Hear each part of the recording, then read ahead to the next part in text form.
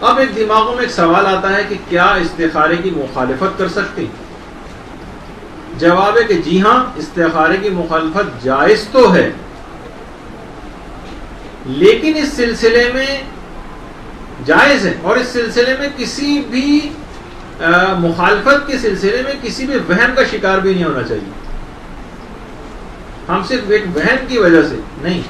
البتہ یہ ضرور ہے کہ مجتہدین نے فرمایا ہے کہ علی الخصوص قرآن سے استخارے کے سلسلے میں کہ استخارے کی مخالفت جائز ہے، قرآن کے استخارے کے برخلاف بھی آپ کر سکتے ہیں، لیکن فرمایا کہ مشورتاً ہم یہ بات کہتے ہیں کہ آپ قرآن کے استخارے کی مخالفت نہ کریں، زیادہ بہتر ہی نہیں کرنی چاہیے. کیا ضرورت ہے آپ کو؟ ایک پہلو ہے کہ جب قرآن سے استخارہ منع ہے تو آپ کیوں اس کے برخلاف جائیں. اور آیت اللہ ناصر مکارم شیرازی فرماتے ہیں کہ بلا وجہ مخالفت نہیں کرنی چاہیے. ہاں کوئی بہت سالڈ ریزن ہو کہ مخالفت کرنے کی تو پھر ایک الگ بات ہے، لیکن بلا وجہ اس کی مخالفت نہیں کرنی چاہیے. آیت اللہ ناصر مکارم شیرازی کا اس سلسلے میں یہ فتویٰ.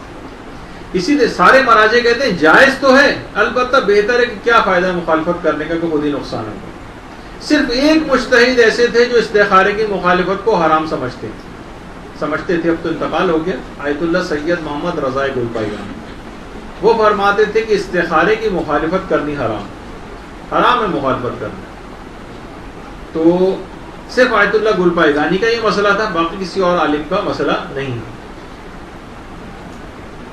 بہت ہوا تو ظاہر فرماتے مخالفت سے کیا ہوگا؟ آخرت میں تو کچھ نہیں ہوگا، دنیا کے اندر نقصان آپ کو اٹھانے کا احتمال موجود ہے، تو لہٰذا استخارے کی مخالفت کر کے کیا کرنا.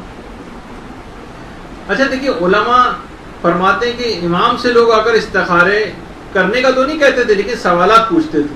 جیسے کہ آیت اللہ جواد عاملی پتہ نہیں کتنے 15-17 سال سے مسلسل تفسیر قرآن ایران ٹی وی سے آ کر آیت اللہ جواد عاملی بیان کر رہے ہیں، اور تفسیر کا دورہ کہتے سورہ بقرہ ہی کو پتہ نہ جانے کتنے سال ہو گئے تھے کہ سورہ بقرہ ہی ختم نہیں ہو رہی تھی، اتنی لمبی تفسیر اس کی.